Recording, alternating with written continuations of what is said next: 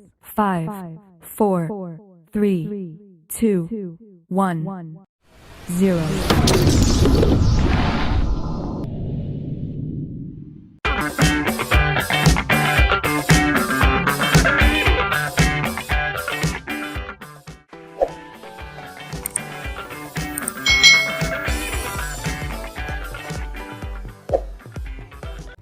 Hai hai hai, selamat datang di channel YouTube Kak Citra. Apa kabar adik-adik semuanya? Kak Citra berharap kalian dalam keadaan yang baik, sehat, dan siap untuk belajar ya. Hari ini kita akan belajar bersama-sama untuk mata pelajaran tematik kelas 3 nih. Kita belajar di tema 8, Praja Muda Karana, subtema 3, Aku Suka Bertualang, pembelajaran yang ke-6. Mari adik-adik kita belajar dengan penuh semangat ya. Adik-adik, buatlah cerita sesuai urutan gambar berikut ini. Kemudian kita akan menjawab pertanyaan bersama-sama nih sesuai gambar tersebut. Misalnya contoh dari Kak Citra ya, dari gambar ini tadi ceritanya seperti ini.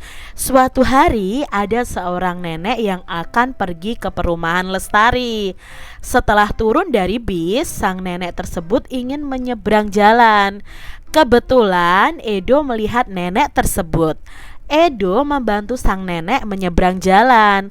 Edo juga menunjukkan jalan menuju perumahan Lestari.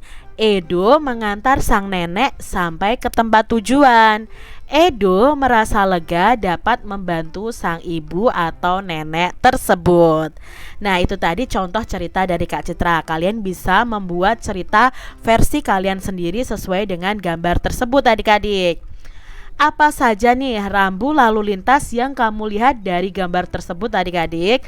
Nah, di sini rambu lalu lintas yang terlihat dari gambar adalah ada zebra cross. Lalu di sini ada papan petunjuk tempat masjid adik-adik ya. Lalu papan petunjuk arah perumahan Lestari dan lampu lalu lintas ya adik-adik ya. Ini adalah rambu-rambu lalu lintas yang bisa kita lihat dari gambar tersebut.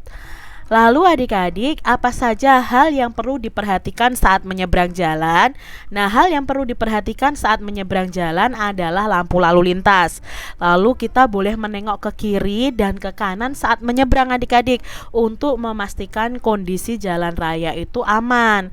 Dan menyeberang pada tempat yang disediakan, yaitu pada zebra cross atau pada tempat yang ada papan petunjuk adik-adik ya, papan petunjuk bahwa di situ bisa menyeberang. Nah, adik-adik itu yang harus kalian perhatikan saat menyeberang jalan. Adik-adik, nenek tersebut mengucapkan terima kasih karena telah dibantu. Nenek juga memberikan sebungkus makanan tradisional. Nah, makanan tradisional itu adalah empek-empek. Empek-empek berasal dari kampung halaman nenek. Nah, ini ya, ini diberi empek-empek nih adik-adik. Nah, masih ada banyak loh contoh makanan tradisional lainnya. Contoh ini adik-adik ya, ini adalah empek-empek nih ya. Lalu ada onde-onde. Nah, ada klepon, ada dodol ya, ada serabi, lalu ada kue lapis dan lain sebagainya. Ini adalah contoh kue tradisional asal dari Indonesia adik-adik. Rasanya sangat enak loh adik-adik, lihat gambarnya saja kelihatan ingin makan ya adik-adik ya. Nah, di sini adik-adik, apakah adik-adik dan teman-teman adik-adik suka kue tradisional? Coba perhatikan diagram makanan tradisional yang disukai anak-anak. Nah, kue tradisional yang disukai oleh 50 orang anak. Di sini kita lihat onde-onde yang menyukai ada 40 anak. Lalu klepon, di sini ada berapa Kak Citra? Ini kan di tengah ya, di angka 30 tapi di tengah. Nah, di sini berarti ini adalah yang suka klepon itu 25 anak adik-adik. Karena di sini ya sampai sini kan 20, lalu ini setengahnya. Nah, berarti ini 25 anak. Yang suka dodol ini ya, setengah dari 10 berapa? 5 anak. Ya, yang suka dodol ini hanya 5 anak. Lalu yang suka serabi ini ada 35 anak dan yang suka kue lapis ada 50 anak. Loh, tadi padahal jumlahnya hanya 50 orang. Nah, satu orang itu bisa menyukai beberapa kue adik-adik. Jadi ini diagram kue tradisional yang disukai oleh anak-anak. Nah, adik-adik, dari diagram ini berapa banyak anak yang menyukai serabi adik-adik ya? Serabi di sini kan berarti 10, 20, 30. 40-nya belum penuh, hanya setengah. Berarti di sini yang suka kue serabi itu ada 35 orang ya, 35 anak yang menyukai kue serabi. Lalu berapa anak yang menyukai klepon adik-adik? Nah, yang menyukai klepon ada berapa di sini? 10, 20, lalu ini setengahnya. Berarti ada 25 anak atau 25 orang yang suka klepon. Apa nama kue yang paling banyak disukai adik-adik? Nah, dari diagram ini kita bisa mengetahui bahwa kue yang paling banyak disukai adalah kue lapis ya, kue lapis yang paling banyak disukai. Lalu apa nama kue yang paling sedikit disukainya? Nah, yang paling sedikit disukainya adalah dodol adik-adik ya, karena hanya 5 anak yang menyukai dodol dari diagram tersebut. Berapa banyak perbedaan antara yang menyukai kue lapis tadi ada 50, lalu kue onde-onde. Kue onde-ondenya 40. Berarti selisihnya ya 50 dikurangi 40. Maka beda antara yang menyukai kue lapis dan onde-onde itu ada 10 orang. Seperti itu ya adik-adik ya. Apa saja yang dapat kita simpulkan dari diagram tersebut? Nah, dari 50 orang anak ternyata semuanya menyukai kue lapis kesimpulannya. Semua anak memiliki kesukaan kue tradisional lebih dari satu jenis. Semua kue tradisional yang disukai rasanya manis. Itu kesimpulannya adik-adik. Nah, adik-adik, berbagai jenis makanan tradisional itu merupakan kekayaan Indonesia loh. Rumah adat dan suku juga kekayaan Indonesia. Begitupun pakaian adat dan agama yang sangat beragam di Indonesia, lambang kekayaan dan kekuatan. Nah, kita itu harus hidup rukun untuk menjaga persatuan dan kesatuan bangsa. Berilah tanda centang untuk sikap menghargai perbedaan adik-adik. Yang pertama, menghargai teman yang tidak menyukai makanan tradisional. Nah, ini sikap menghargai perbedaan. Maka kita beri tanda centang. Kalau belajar dengan tekun itu bukan sikap menghargai perbedaan ya adik-adik ya. Itu kewajiban kalian untuk belajar. Bermain dengan semua teman tanpa membeda-bedakan suku. Apakah itu sikap menghargai perbedaan? Iya, adik-adik, itu sikap menghargai perbedaan. Selalu berpamitan kepada orang tua saat akan meninggalkan rumah. Nah, ini bukan sikap menghargai perbedaan. Ini adalah contoh yang baik ketika kita harus bepergian itu harus pamit kepada orang tua. Lalu yang kelima, menjaga ketertiban saat melewati rumah ibadah agama lain.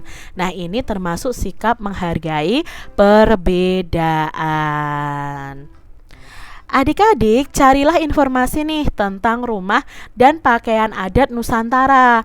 Gunting dan tempelkan rumah dan pakaian adat yang berasal dari daerah yang sama dan tuliskan nama daerah sesuai rumah dan pakaian adat tersebut.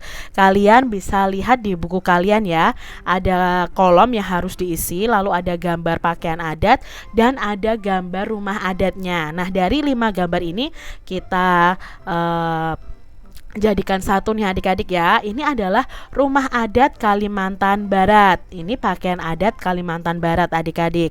Nah, di sini ada rumah dari Bali ya. Ini pakaian adat dari Bali juga. Lalu ini adalah rumah adat dari DKI Jakarta dan ini pakaian adat dari Jakarta. Selanjutnya ini adalah rumah adat dari suku Papua atau dari orang di provinsi Papua dan ini adalah pakaian adatnya. Lalu ini dari Sulawesi Tenggara ya, rumah panjang adik-adik.